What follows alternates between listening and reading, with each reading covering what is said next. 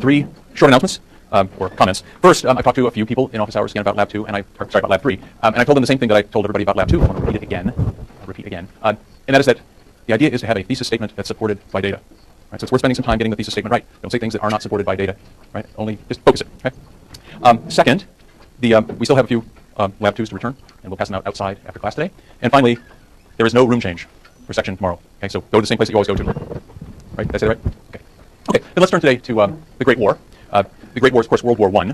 Since they didn't know it was the first World War, they had to settle for this name. World War I is often, I think, neglected in history because World War II is the preferred war in America and in Western Europe perhaps because of its clarity of purpose. But World War I was quite important. In fact, many historians mark World War I as the beginning of the 20th century. They see the first 14 years of the 20th century as being really much more like the 19th century. World War I is a real turning point. Things really change in numerous ways as a result of the shock of this war.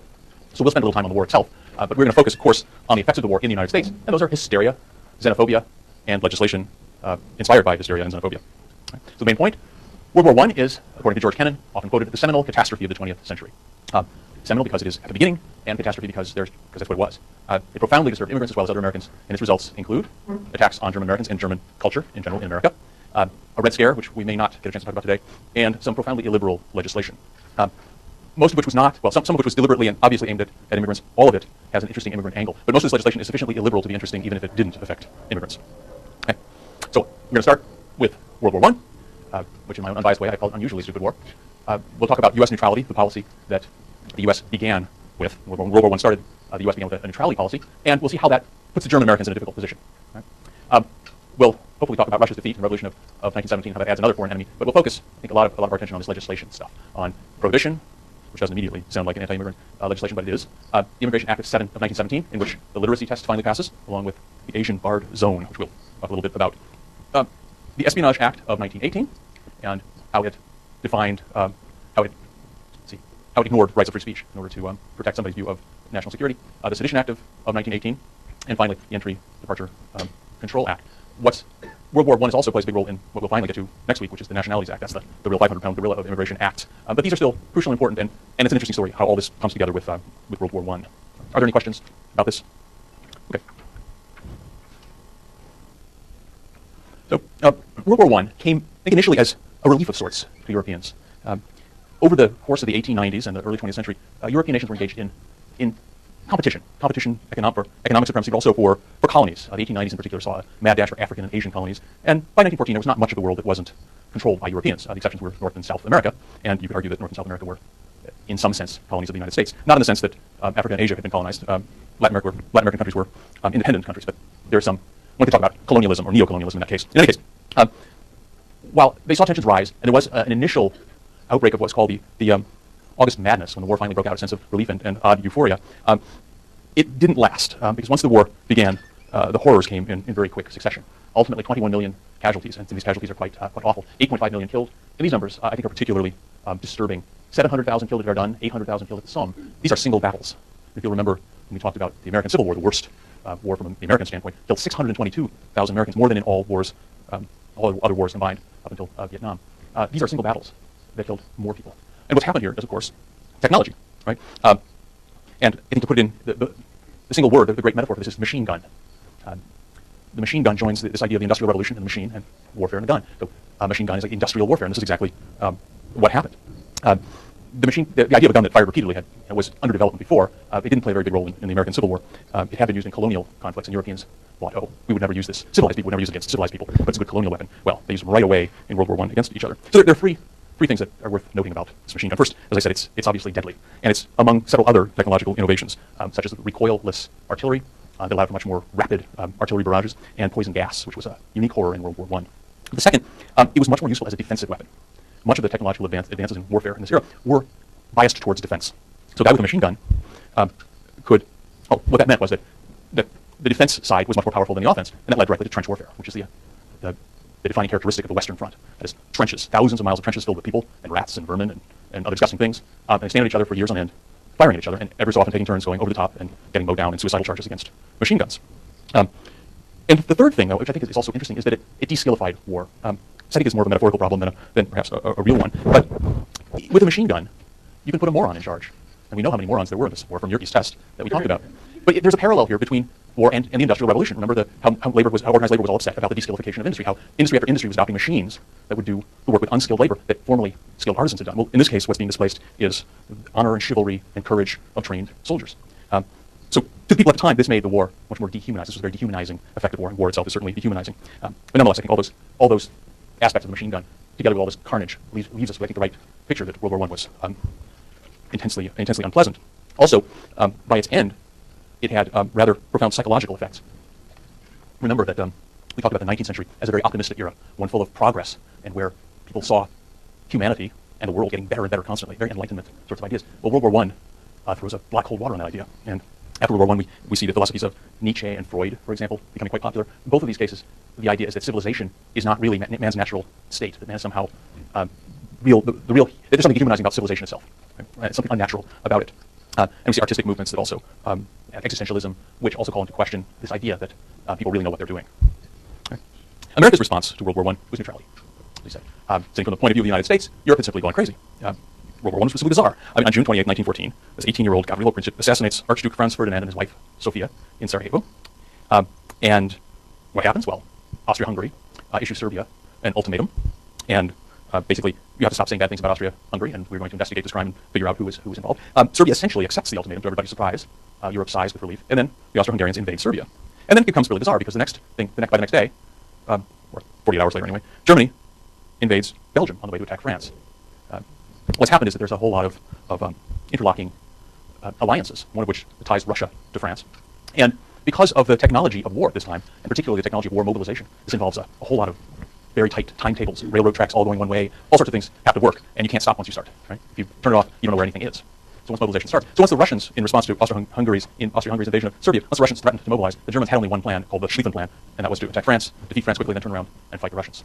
So they put it into action, and they had a world war as a result. And I think this was surprising because there had been crises like this in the Balkans in previous years that had been diffused. Nonetheless, and from the United States point of view, Europe had just gone mad. Not understanding all these details, Wilson may have understood it, but most Americans were not watching it that closely. So Wilson's position was neutrality, and he said it this way: the United States must be neutral in fact as well as in name during these times that try men's souls. Reference to Tom Paine. We must be impartial in thought as well as in action. We must put a curb upon our sentiments as well as upon every transaction that might be constructed as a preference of one part to the struggle before another. Now, this neutrality, or isolationism, really didn't. It should be noted that this neutrality wasn't exactly isolationism. The U.S. is often thought to be isolationist. It certainly is isolationist in regard to Europe, both before and after World War I. But the U.S. is messing around in Latin America plenty. And between 1914 and 1917, we sent troops to Mexico to mess with their revolution. So it's not as though the United States is saying we're just going to hide under the desk. Okay? But he's very, very specifically about the European conflict in 1914. What he probably meant, what he certainly meant in his heart, however, despite all these words, is that we should be neutral unless the British lose. Wilson is Anglophilic, and he wants to keep the United States out of war for sure, but he is not in any way indifferent to the outcome. In 1915, the sinking of the Lusitania made it a little bit more difficult to stay neutral, but the U.S. succeeds nonetheless in staying neutral for another 2 years after. The Lusitania is a passenger ship that the Germans sank, and this tells a lot about how things worked at this time. The British had superiority over the surface of the ocean. They had the bigger fleet by far, having a huge worldwide empire, and this fleet helped them greatly because they were able to impose a very successful blockade on Germany. The way the blockade worked was whenever American ships came, or whenever any ship tried to bring goods to Germany, the British would simply escort the ship to a British harbor, unload what was on it, and buy it. Right? So they weren't sinking ships. It wasn't that kind of a belligerent blockade. They simply bought everything because they needed everything anyway. And more on that later. But the Lusitania, as I ran this ad, which basically says, notice travelers intending to embark, we're sinking ships.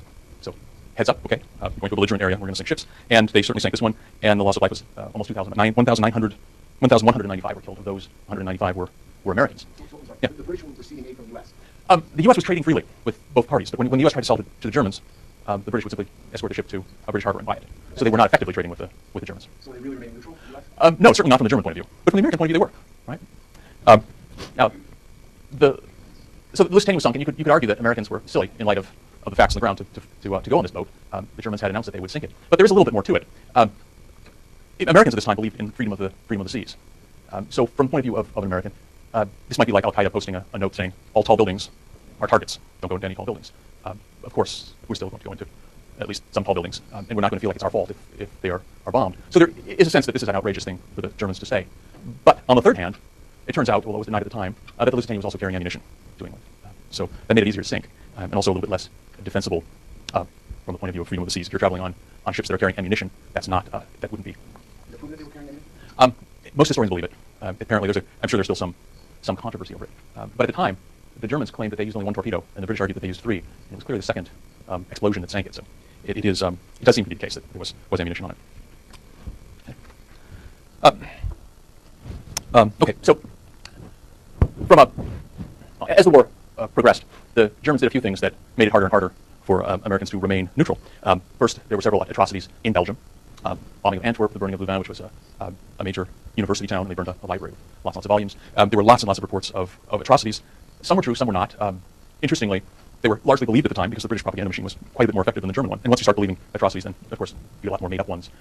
After the war, this was discredited, but now it is undiscredited. And the estimates are that the Germans killed perhaps 6,000 Belgian civilians in their invasion, largely because of fears from previous wars of snipers, which didn't actually materialize.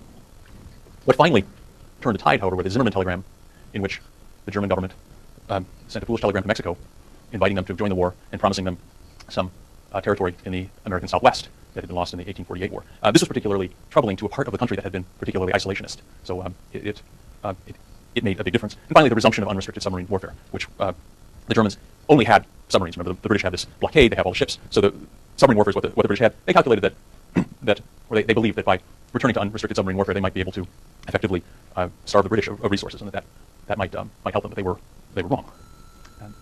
With these two, with the Zimmermann telegram, with the return to unrestricted submarine warfare, Woodrow Wilson in April 1917, that's a month after his inauguration of his second term, which he won with the slogan, "He kept our boys out of war." Wilson delivers. He asks for a declaration of war, and part of it is this. He says, "One of the things that has served to convince us that the Prussian autocracy was not and could never be our friend is that from the very outset of the present war, it has filled our unsuspecting communities and even our office of government with spies. Indeed, it is now evident that it spies and sets criminal intrigues everywhere afoot against our national unity of counsel, our peace within and without, our industries and our commerce. Indeed, it is now evident that its spies were here even before the war began, and it is unhappily not a matter of mere conjecture, but a fact proved in our courts of justice, that the intrigues which have more than once come perilously near to disturbing the industries of the country have been carried on at the instigation, with the support and even under the personal direction of official agents of the imperial government accredited to the government of the United States."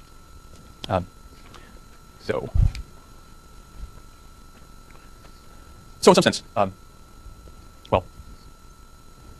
with the strategy of screaming sabotage, he is effectively demonizing German Americans. Right? This is something that I think even George Bush learned from Wilson not to do this in the Iraq War and war since. American presidents are always very careful not to single out Americans as being part of the enemy. But this kind of sets ablaze the idea that there are spies within us, and it completely wrong-foots the German Americans. Up until this moment, the German Americans had been completely on Wilson's side of neutrality.